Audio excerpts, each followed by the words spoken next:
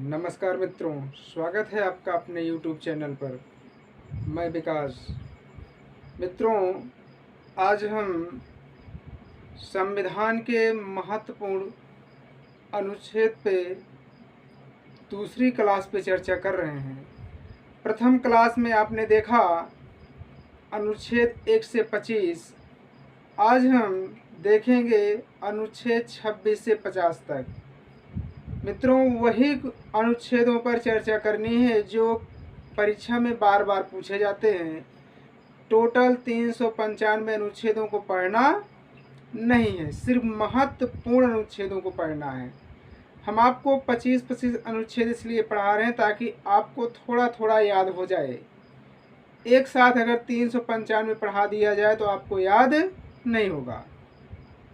और हाँ, जो छात्रा हमारे कहने से एटलस की बुकलेट लिए हैं, यानी मैपिंग लिए हैं, वो घबराए नहीं। ऑफलाइन क्लास तो नहीं ले सकते, लेकिन आपको यूट्यूब पर अफ्रीका, एशिया, दक्षिण अमेरिका, उत्तरी यानी टोटल पूरे 7 महाद्वीपों को बहुत ही विधिवत और व्यवहारिक और सरल तरीके से आपको यूट्यूब पे पढ़ा दिया जाएगा। निःशुल्क, बिल्कुल निःशुल्क पढ़ाया जाएगा, कहीं भटकने की ज़रूरत नहीं है।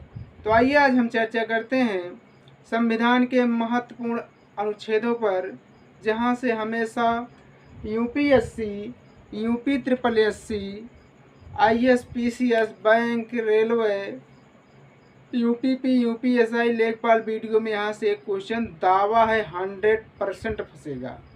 तो आइए हम चर्चा करते हैं। और आप लोगों को हर क्लास मिलेगी, हर विषय की मिलेगी, कहीं भटकने की ज़रूरत नहीं है। बस विश्वास करके ध्यानपूर्वक पढ़ना है। तो आइए प्रेम से पढ़िए, विस्तार पूर्वक से पढ़ते हैं। सभी को नमस्कार। आइए हम चर्चा करते हैं संविधान के प्रमुख अनुच्छेद। आप अपने कॉपी पे अनुच्छेद 26 लिखिएगा। अनुच्छेद 26, इधर देखिए, अनुच्छेद 26 में है धार्मिक कार्यों के प्रबंध की स्वतंत्रता। अनुच्छेद 26 धार्मिक कार्यों की प्रबंध की स्वतंत्रता है। अनुच्छेद 26, हाँ, अनुच्छेद 26 हो गया। अब अनुच्छेद 27। अनुच्छेद 27 में धार्मिक करों के संदाय के बारे में स्वतंत्रता।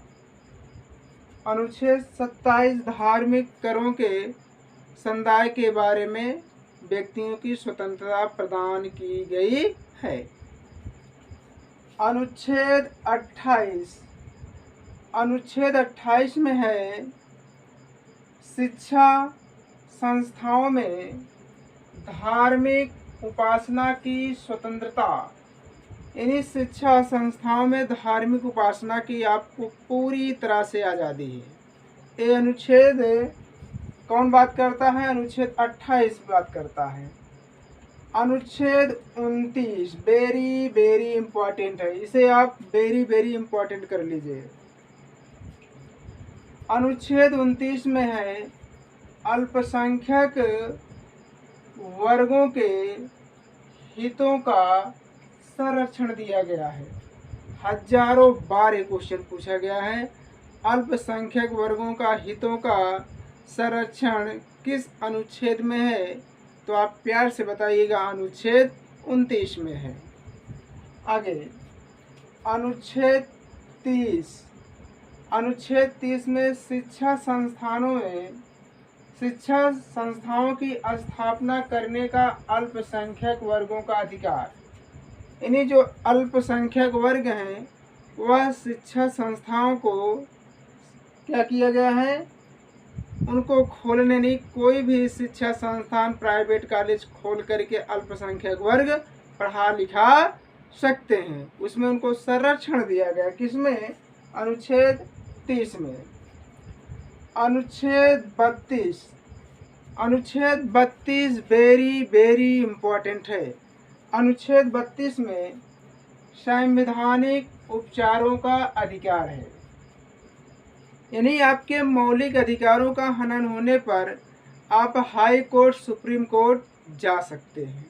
इसी को कहते हैं संवैधानिक उपचारों का अधिकार। आगे है अनुच्छेद 32 के बाद सीधा हम पढ़ेंगे क्या, अनुच्छेद 38। हमने शुरू में कहा था सिर्फ इम्पॉर्टेंट अनुच्छेदों पे चर्चा करनी है।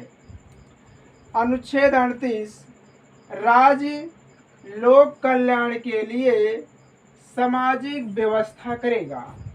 अनुच्छेद 38 में राज्य जो है लोक कल्याण के लिए सामाजिक व्यवस्था बनाएगा कि कैसे लोगों का जीवन स्तर ऊपर उठाया जाए, यह अनुच्छेद 38 कहता है। अनुच्छेद 39, अनुच्छेद 39 में नीति निर्देशक तत्वों की बात की गई है। किसमें? अनुच्छेद 39 में। आगे देखिएगा 39 का वेरी वेरी इम्पोर्टेंट, 39 का में है समान न्याय और निःशुल्क विधिक सहायता है। समान न्याय निःशुल्क विधिक सहायता अनुच्छेद 39 का में है।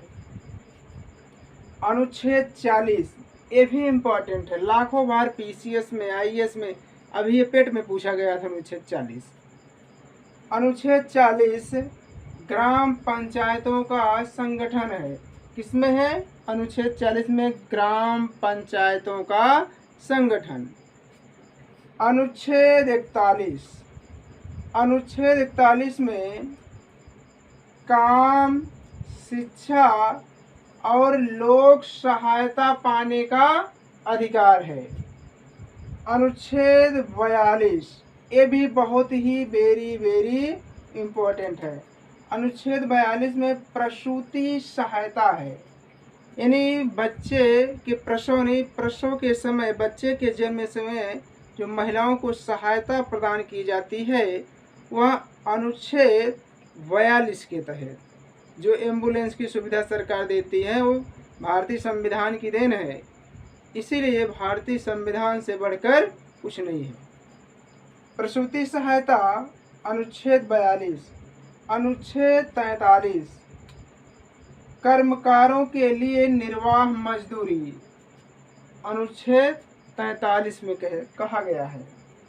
अनुच्छेद 43 का उद्योगों का प्रबंध है। 43 का क्या है? उद्योगों का प्रबंध है। अनुच्छेद 43 ख में है सहकारी समिति, वेरी वेरी इंपॉर्टेंट। सहकारी समितियों को वर्णन किसमें है? 43 ख में। अनुच्छेद 44 बहुत ही इम्पोर्टेंट है। अनुच्छेद 44 में है समान सिविल संहिता, जो बहुत ही इम्पोर्टेंट है। अनुच्छेद 44 समान सिविल संहिता की बात करता है। अब इधर देखिएगा, अनुच्छेद 44 के बाद अनुच्छेद 45। अनुच्छेद 45 में बालकों को निःशुल्क शिक्षा की व्यवस्था की गई है, यानी 6 से 14 वर्ष तक निःशुल्क शिक्षा की व्यवस्था अनुच्छेद 45 में। अनुच्छेद 46 इधर ध्यान दीजिएगा। अनुच्छेद 46 में एससी, एसटी तथा कमजोर वर्गों का संरक्षण दिया गया है, यानी अनुसूचित जात, अनुसूचित जनजात तथा कमजोर, गरीब, असहाय लोगों का जो संरक्षण दिया गया है वह अनुच्छेद 46 में दिया गया है।